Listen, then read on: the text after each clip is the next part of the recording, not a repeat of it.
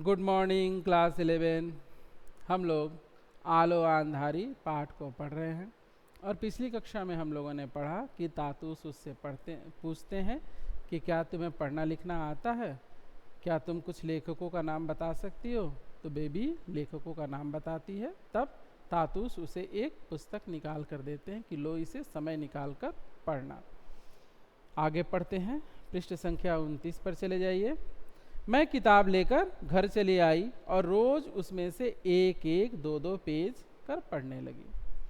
मैं किताब लेकर पढ़ने बैठती तो आसपास के लोग देखकर आपस में ना जाने क्या बातें करते। आपको पता ही है क्या बातें करते हैं, क्योंकि हमें सुखी देखकर उन्हें दर्द होता है, उन्हें तकलीफ होती है और उन्हें वो सोचते हैं कि अगर ये बातें नहीं करेंगे तो वो सुखी नहीं रह सकते हैं। तो न जाने क्या बातें करते, मैं उनकी बातों को अनसुना कर देती। अगर हमें सुखी रहना है, स्वस्थ रहना है, अपने दिमाग को ठीक रखना है, तो ये दूसरों की जो बेकार बातें हैं उससे हमें अपने आप को बचाना चाहिए। उनकी बातों को पूरी तरह से अनसुना और अनदेखा कर देना चाहिए। किताब पढ़ने से पहले मुझे थोड़ी दिक्कत होती थी, लेकिन धीरे धीरे वह दूर होने लगी। किताब पढ़ना मुझे बहुत अच्छा लगता। कुछ दिनों बाद तातूश ने एक दिन पूछा, तुम जो किताब ले गई थी उसे ठीक से पढ़ तो रही हो। मैंने हाँ कहा तो वह बोले, मैं तुम्हें एक चीज़ दे रहा हूँ, तुम उसका इस्तेमाल करना। समझना कि वह भी मेरा ही एक काम है, तो मैं तुम्हें एक और चीज़ दे रहा हूँ, वह मेरा काम समझ के करना। मैंने पूछा, कौन सी चीज़। तातूस ने अपनी लिखने की टेबल से ड्रॉर में से एक पेन और कॉपी निकाली और बोले, इस कॉपी में तुम लिखना। अभी तक तो तुम पढ़ने का ही काम कर रही थी, अब ये भी ले जाओ और लिखने का काम करना। ये समझ लेना कि मेरा ही काम है। लिखने को तुम अपनी जीवन कहानी भी लिख सकती हो, यानी तुम अपने बारे में भी लिख सकती हो।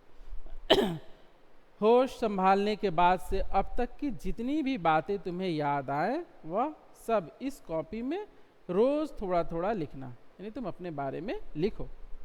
पेन और कॉपी हाथ में लिए मैं सोचने लगी कि इसका भी कोई ठिकाना नहीं है, जो लिखूंगी वह कितना गलत या सही होगा, कि मुझे तो ठीक से पता भी नहीं, सारी चीज़ें तो मुझे ठीक ठीक से याद नहीं। तो बेबी को थोड़ा अटपटा सा लगा। तातूश ने पूछा, क्यों, क्या हुआ, क्या सोचने लगी। मैं चौंक पड़ी, फिर बोली, सोच रही थी कि लिख सकूंगी या नहीं। वह बोले, जरूर लिख सकोगी, क्यों नहीं लिख सकोगी, जैसे बने वैसे लिखना। सबसे बड़ी बात होती है हमें प्रेरित करने वाला, हमें मार्ग दिखाने वाला, हमें साहस देने वाला, हमें सांत्वना देने वाला, हमारा सही मार्गदर्शन करने वाला। अगर कोई अच्छा व्यक्ति मिल जाए तो हम कोई भी काम कर सकते हैं। तो तातूश उसके लिए एक शक्ति का काम कर रहे थे, उसके भीतर वह इस भावना को जागृत कर रहे थे कि तुम कर सकती हो, ये मत सोचो कि तुम नहीं कर सकती हो, तुम ही कर सकती हो। यह सबसे बड़ी बात होती है। हमें जब अपने आप पर विश्वास हो जाता है तो फिर हमारे लिए कुछ भी असंभव नहीं होता है। लेकिन कभी कभी वो विश्वास हम स्वयं से ना प्राप्त करके दूसरों से प्राप्त करते हैं। पेन और कॉपी ले मैं घर गई और उसी दिन से एक रोज पेज लिखने लगी। लिखती और वह किताब भी पढ़ती। सवेरे काम पर आती तो तातूश पूछते कि कुछ लिखा या नहीं, और यदि मैं हाँ कहती तो वह बहुत खुश होते और कहते, तुम यदि रोज लिखोगी तो मैं तुम्हें और भी प्यार करूँगा, यानी तुम मेरी और भी लाडली और प्यारी बन जाओगी अगर तुम रोज लिखोगी तो। वह उसे साहस दे रहे थे, प्रेरणा दे रहे थे।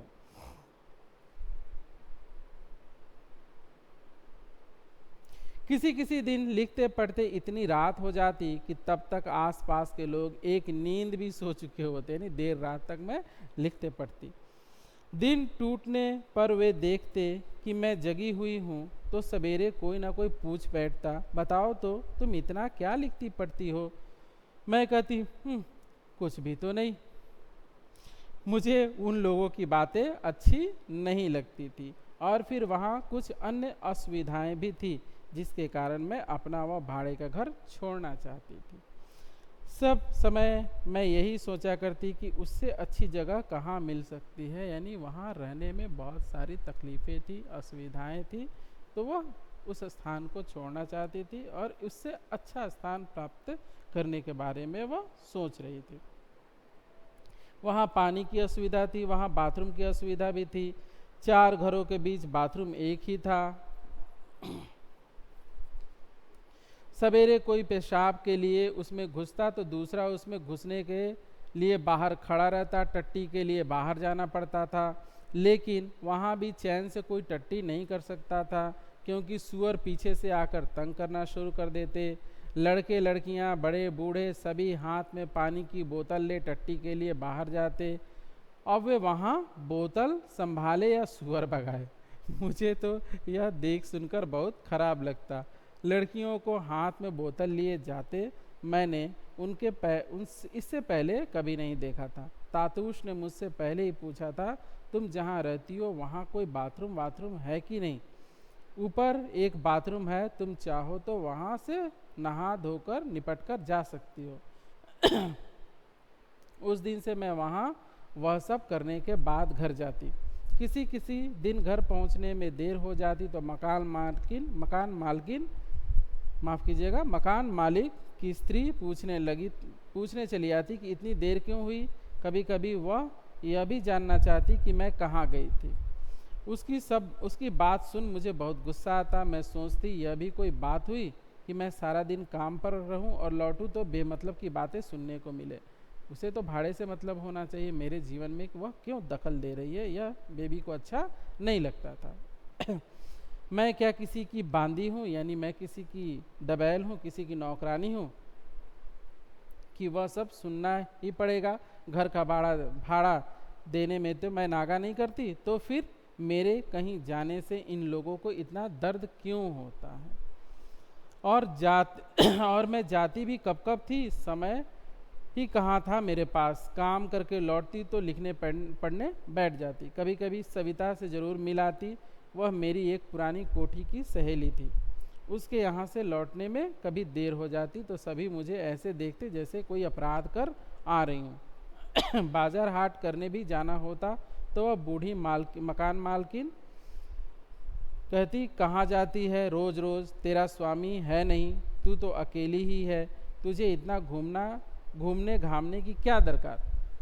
भाई वो ऐसा ना करेंगे तो उनके पेट में दर्द होने लगेगा, वह बेचारे चिंता से मर जाएंगे। अगर हमारे जीवन में आस पड़ोस के लोग दखल ना दे तो चिंता से ही मर जाएंगे। तो उन्हें भी थोड़ा हमें जीने देना चाहिए, उन्हें आलोचना करते रहने देना चाहिए। वो आलोचना करते हैं, उनकी आलोचना को हमें स्वीकार करना चाहिए। क्यों? क्योंकि उनकी आलोचनाओं से हम और मजबूत हो सकते हैं। हमें हिम्मत नहीं हारना चाहिए, लेकिन उल्टा होता है, हम दूसरों की आलोचनाओं से क्या होते हैं, आहत हो जाते हैं और अपनी मानसिक संतुलन को खो बैठते हैं, अपना नियंत्रण खो बैठते हैं और झगड़े पर उतर आते हैं। नहीं, उनकी आलोचनाओं से हमें शक्ति प्राप्त करनी चाहिए और उनकी आलोचनाओं को गलत साबित करके दिखाना चाहिए। जैसे बेबी हालदार उनकी आलोचनाओं को बाद में गलत साबित करके दिखाएगी। तो हमें भी आस पड़ोस के लोगों को क्या करना चाहिए, उनकी बेकार की बातों का जवाब नहीं देना चाहिए, उन्हें जो बोलना है बोले देना चाहिए। बेचारे अगर वो ऐसा ना करेंगे तो बचेंगे भी नहीं, तो उन्हें जीने का कुछ तो सहारा देना चाहिए।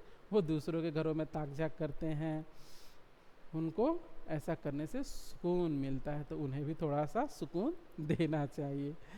तो मिलते हैं अगली कक्षा में और पढ़ते हैं आलो आंधारी का आगे का भाग।